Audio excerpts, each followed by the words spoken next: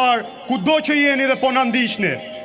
Mirëmbrëma dhe kryetari i Partisë Demokratike, profesor doktor Sali Berisha.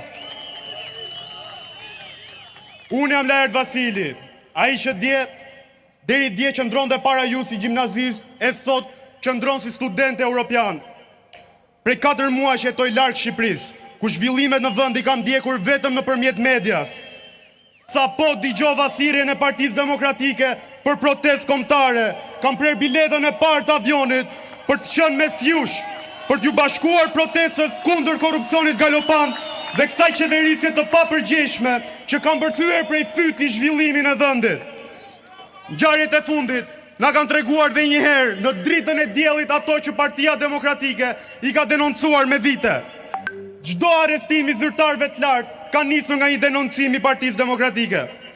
Nuk është parë në asnjë vend evropian që çdo ditë të merren pandehur një mori zyrtarësh nga më të pushtetshmit në vend.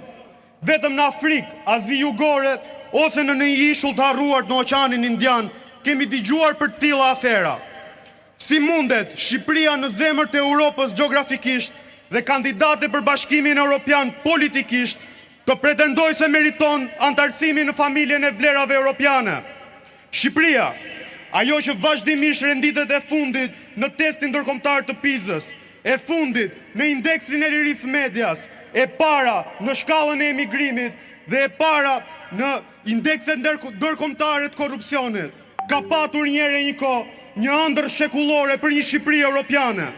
Një ëndër e cila u kthye në himnin e studentëve çlirimtar të 90-s dhe sa po vinte po i afroi qëllimit derisa në krye të qeverisë erdhi rilindasi. Shqipëria që lam ne renditej e para në rritjen e rrogave, ku ja kalonim dhe fshinjve tanë europian, atyre rumun dhe bulgar.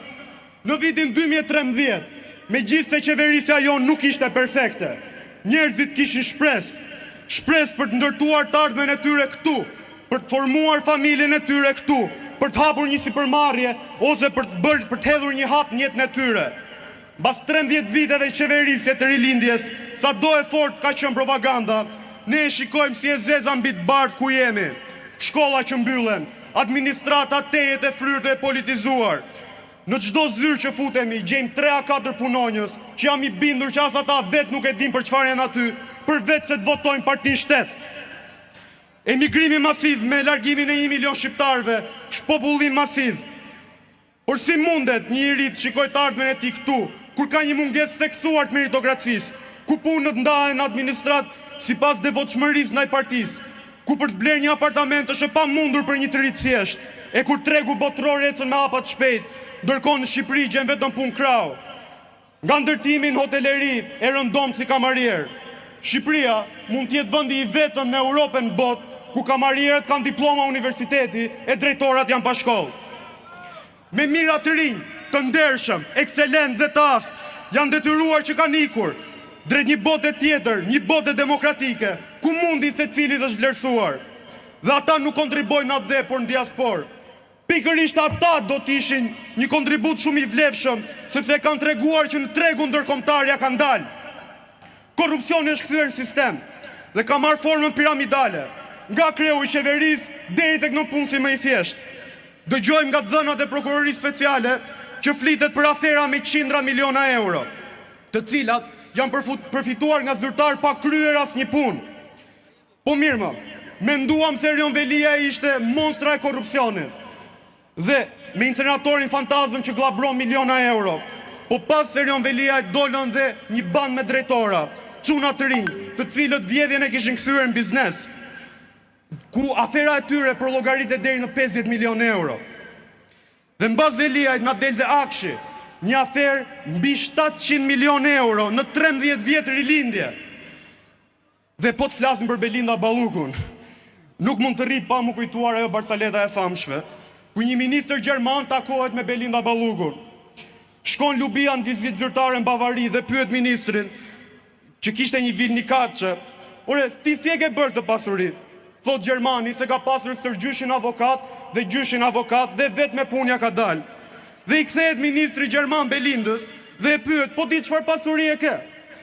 Lubia i thot se deri tani Spaku i ka gjetur vetëm 300 apartamente dhe 2 jahte. E pyet Gjermani, po ti si ke bërë këto? E I kthehet Lubia. E shikon atë, I shikon ato 2 urat në tuneli Llogaras? I kthehet Gjermani, thot, aty nuk ka ura. E po ja ku janë parat e apartamenteve të mia. Ndoshta ne kemi qenë opozitë dobët. Por sa do të dobët kemi qenë ne. A I jep kjo drejtë Edi Ramës vjedhi zgjedhjet. A I jep kjo të drejtë Edi Ramës të vjedhi buxhetin e shtetit.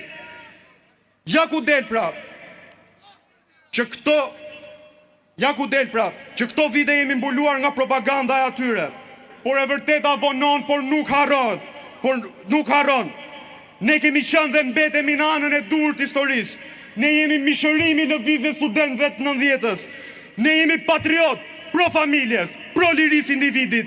Dhe mbi gjitha ne jemi të ndershëm. Ne jemi ardhmja, ne jemi ndryshimi dhe ne do ta çojmë Shqipërinë në Europë. Edi Rama sot është vetëm I vetmuar mes parave të vjedhura dhe luksit, por përlitet si peshku pa ujë. Është misioni ynë ta çojmë deri në fund detyrën që ne kemi nisur. O sot o kur, të qëndrojmë besnik vlerave të lirisë, të familjes, të demokracisë, sepse fundi I kësaj qeverie është shumë afër. Demokrat, pritëm 13 vjet. Prandaj, na ka ngelur që këto muajt e fundit të mos I ndajemi protestës si mjeti joni vetëm për të larguar këtë qeveri, për të sjellë ndryshimin në Shqipëri. Kërkesat tona janë të qarta. Qeveri teknike, zgjedhjet parakoshme. Ne do të fitojmë për ta bërë Shqipërinë më të mirë, për ta bërë Shqipërinë më të begat, të rikthejmë mbi tanat dhe I bëj thirrje çdo njeriu të ndershëm në këtë vend, I majta I djathtë nuk ka rëndësi. Bashkohuni me Partinë Demokratike, besoni tek ne. Ditë më të mira po vinë. Ëndra I një Shqipërie madhështore është gjallë këtu mes nesh. Zoti ju bekoft ju, Zoti bekoft demokratët, Zoti bekoft shqiptarët. Fitore, fitore, fitore! Vlezër dhe motra, ju lutem që edhe kryeministri më I korruptuar, jo I Ballkanit, po I gjithë botës të shohë se sa shumë jemi. Ju ftoj të ndezim blicat e celularve, që çdo blicë të jetë I shuplak për largo qeverinë e Edi Ramës.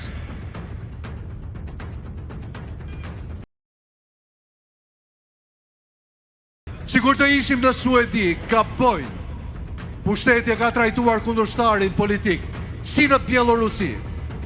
Burgosja liderit historik nuk e trembi opozitën. Ajo nuk u dorëzua. Ja një kujtes e 333 ditëve që dëshmoj se Partia Demokratike dhe Sali Berisha nuk mposhten